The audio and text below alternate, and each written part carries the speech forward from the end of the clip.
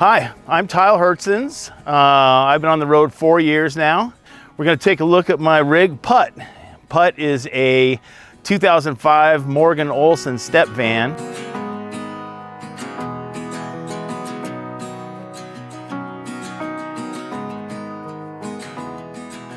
Okay, so now we come into the colorful world of the inside of Putt, and it was all gray before, but Amy would have none of that. And so when we did the remodel in here, we both love purple, and so she made the curtains, and it made it much more colorful, and really it's way better living in here with this color scheme. The other one looked like it was on a small military boat. So. And I have been on military boats. I was a sailor for a long time, and I think a lot of the ideas that I have in here come from living on a boat. So first is, everything can batten down. For example, the cans over here have a little block on there that allows you to tighten them up when you're on the road and keep it tight.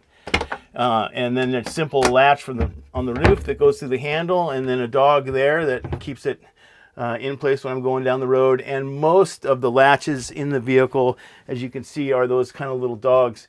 They were hard to make though. It's not just a simple rubber pad, it's a whole rubber stopper that goes almost the depth of the wood. And when I squeezed it in, the glue actually squeezed out the pores of the wood because it was so deep and there was so little wood left, but the rubber pieces aren't going to wear out.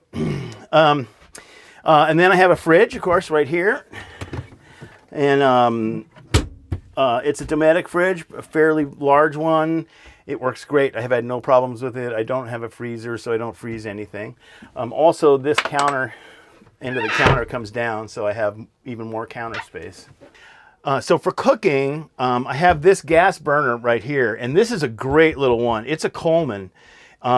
It's a great gas burner because it really puts out when you need it to put out, and you could put a big pan on there, way bigger than one of those green ones, those fold-out ones. So I went with the countertop space as opposed to a built-in cooktop, because if I all of a sudden need to cook a big meal, I can just go like this, throw this on the bed, and I have way more counter space.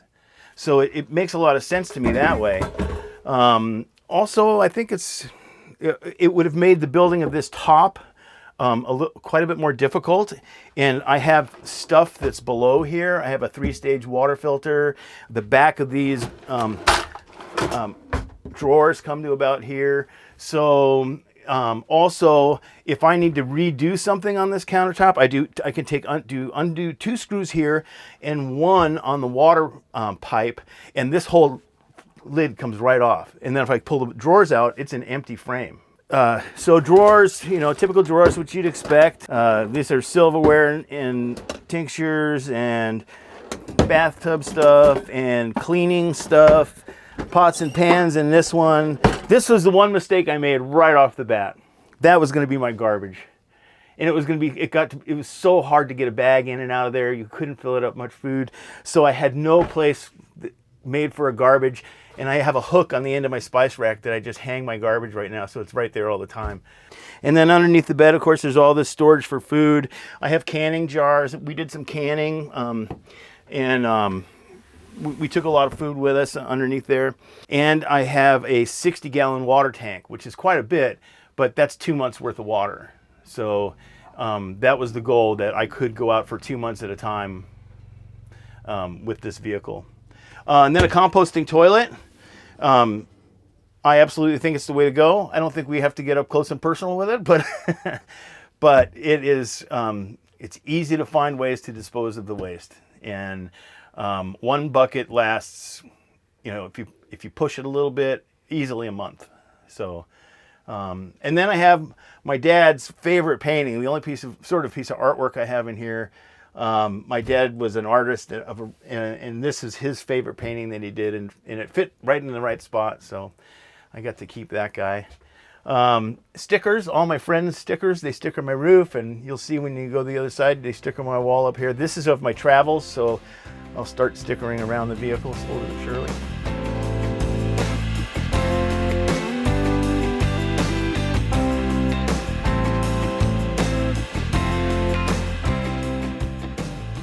So how I got into this whole willingness to be a nomad, I suppose it started not with that specifically in mind, but rather around the world traveling. My dad wanted to travel around the world in a Jeep with a skipper key, which is the kind of dog that I have, Dart. And so that planted some kind of seed in my head. And as I grew older, I was always quite naturally very, very adventurous and very, very independent. My parents never knew where I was. And then was the fact that I'm a pathologically lazy, and I do not like working. I really don't like working. I like goofing off. And but I had to work for a living, and I had a good job. You know, I was a journalist, and I reviewed headphones, and one a week. And I realized you're going to do this for the rest of your life if you don't change the economic situation of where you're at. You're going to get X amount of money from Social Security, and I earned good money, so I have a fairly good Social Security payment that I get. But it had to be drastically different, or you get, you know, after mortgages and stuff, you're left with nothing, you know. And then somebody on the adventure rider, motorcycle rider bulletin board mentioned Bob Wells's Cheap RV Living forum site, and I went over there, and it took a couple, and I got curious, and it was interesting, you know, sort of in passing, you know, and but then it dawned on me, oh, you could do that.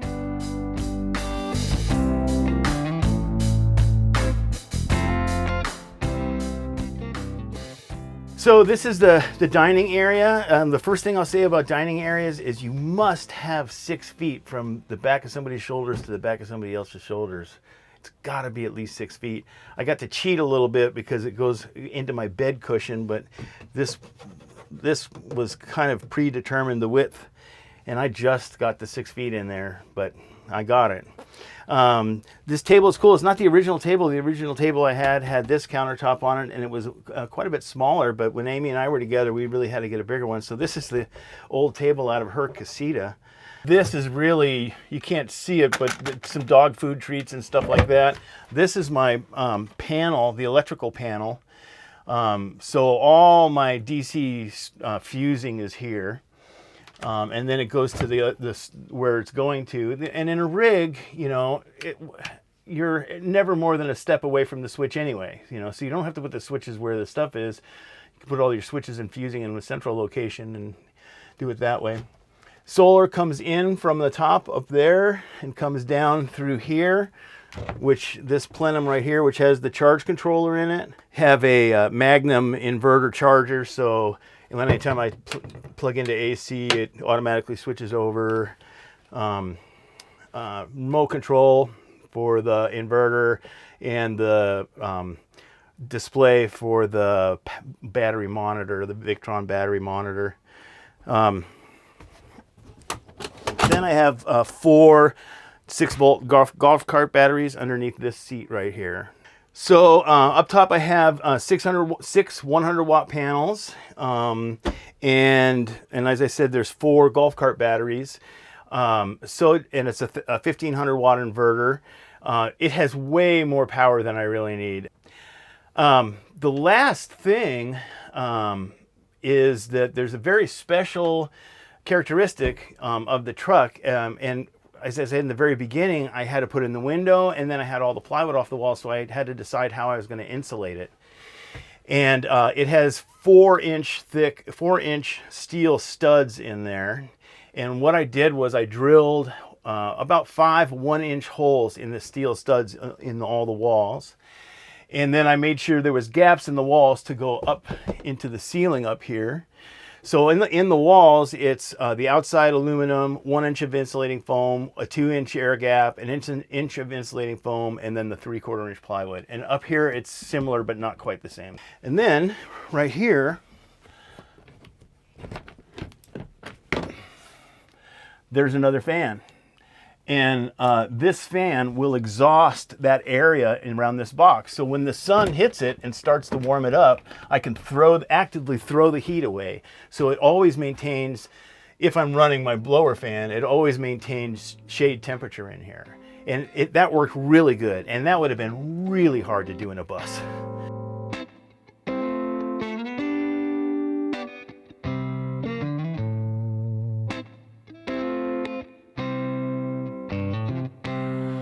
Welcome to my bed.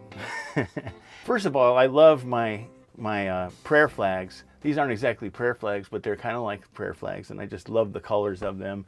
And I think they go well with Amy's map of the United States over there. And I love this curve too, right here.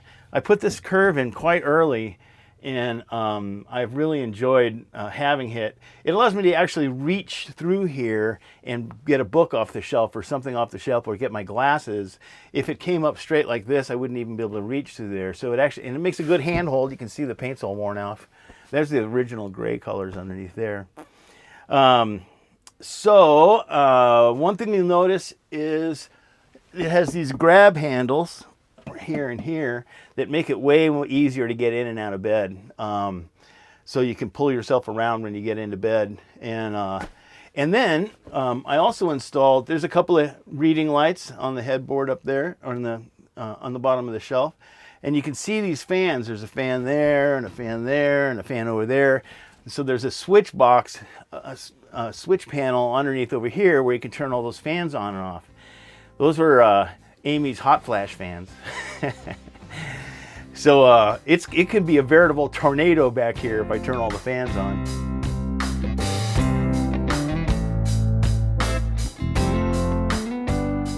So I had the Farkle table out there, but as I said, when I originally had it, it was a little production number. It was a little light show with audio and sound and people laughing, and it was a little entertainment center. It was a freaking carnival, okay? It was a funny little thing.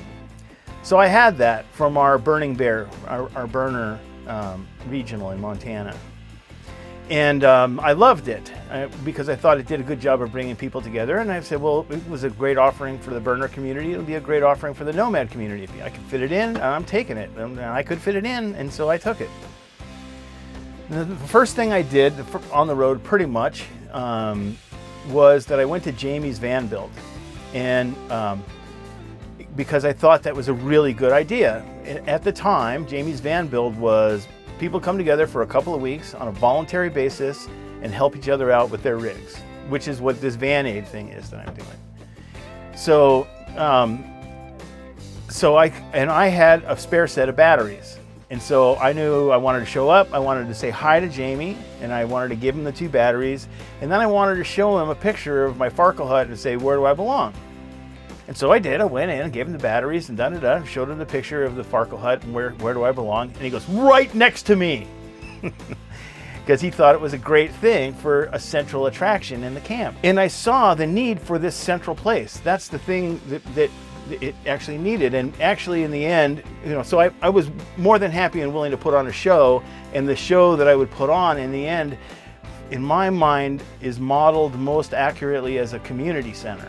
Right? And the thing about a community center, the Bozeman Senior Center or whatever it happens to be, it has no brand, okay? They're not going to try to brand the senior center or the community center because the brand is the people in it.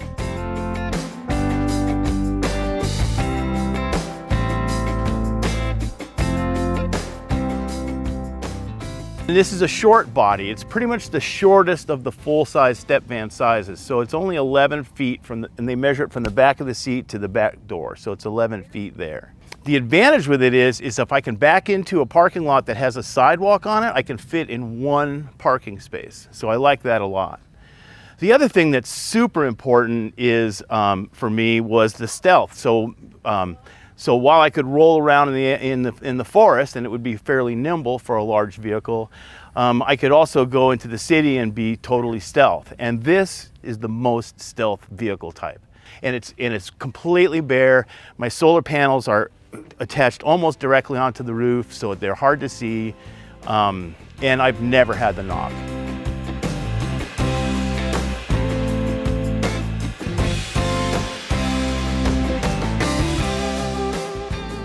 So this is my Nomad Center Camp, actually, Facebook group Nomad Center Camp, if you want to come and join. basically what it is, I set up lights and microphones. I can do an open mic night. I can have a movie night. We had a concert here 2 or 3 nights ago, and Aja did karaoke. So I have 2 big speakers that are set up. They're all taken down because we're close to closing up here. And we had a big dust storm, so I wanted to get them out of the dust. And then inside the trailer here, I've got all sorts of audio stuff to make that kind of thing happen. And I also have this big pole out here that's got all these lights strung up on it. You know, with lights set up like this, you can actually see somebody across the room, see Amy, for example, over there dancing with her butterfly wings at night and stuff like that. Everybody can enjoy it. You know, when it's dark, you can't see that. So I bring ambient light and sound, mats to dance on, and then games. I have cornhole games, a giant Jenga game, and it kind of all started with this Farkle table right here. Many games of Farkle, which is a dice game kind of like 10,000, have been played at this table. Farkle as a game has kind of penetrated into the community, and a lot of people play Farkle in the community. So that's been a fun thing to experience. And then back here, we've got a wall of stickers so people can come up and they can stick their sticker on my trailer if they want.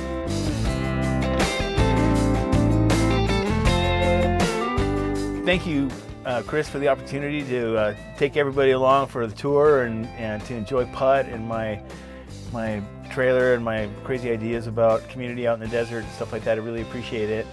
The only social stuff I have of import is Nomad Center Camp on Facebook. It's a group on Facebook.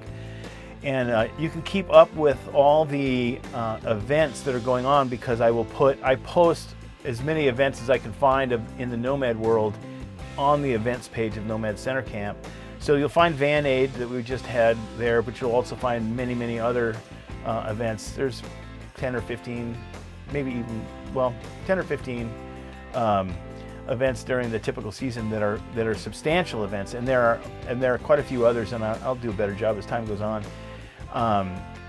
So Nomad Center Camp on Facebook, and we'll put a link below so you can take a click on it and just ask to join, and I'll be happy to get you in the group. It's an open group, it's a public group, so it's easy to see what's on there even if you're not a member of the group.